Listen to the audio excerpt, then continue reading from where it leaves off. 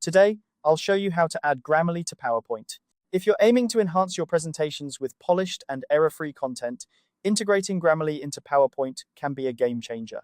Whether you're preparing for a big presentation or simply want to ensure your slides are grammatically impeccable, this quick guide will walk you through the process step by step. First, let's get started by opening your web browser. Navigate to grammarly.com/desktop. This is where you can download the Grammarly app for your computer. Once you're on the page, you'll see an option to download the installer file. Make sure you choose the one that matches your operating system, whether it's Windows or Mac. Click that download button and let the installer file make its way to your computer. After the download is complete, run the installer to set up Grammarly.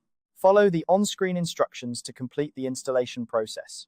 It should be straightforward, but if you encounter any prompts asking for permissions, make sure to allow them so that Grammarly can be properly integrated into your system. Once installed, launch the application to ensure everything is set up correctly. Now, it's time to bring Grammarly into PowerPoint. Open Microsoft PowerPoint on your computer. You can do this by locating the PowerPoint application in your Start menu or Applications folder, depending on your operating system.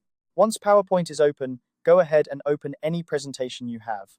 It doesn't matter if it's a new one or an existing file, you just need something open to see Grammarly in action.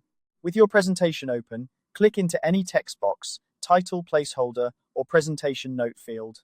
This is the space where you'll be entering or editing your text. As you click into these areas, keep an eye out for the floating Grammarly widget. This widget appears as a circular icon, green or red, depending on whether there are any errors or suggestions to address. It should automatically position itself near your active text cursor, ready to provide helpful insights.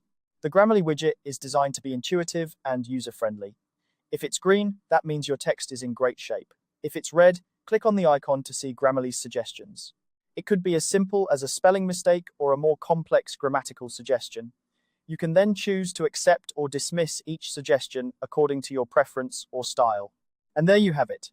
By following these steps, you've successfully integrated Grammarly into PowerPoint, allowing you to create presentations that not only look great, but read flawlessly too.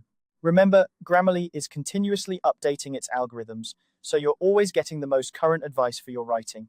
Plus, leveraging this tool can save you time on revisions and help you communicate your message more effectively.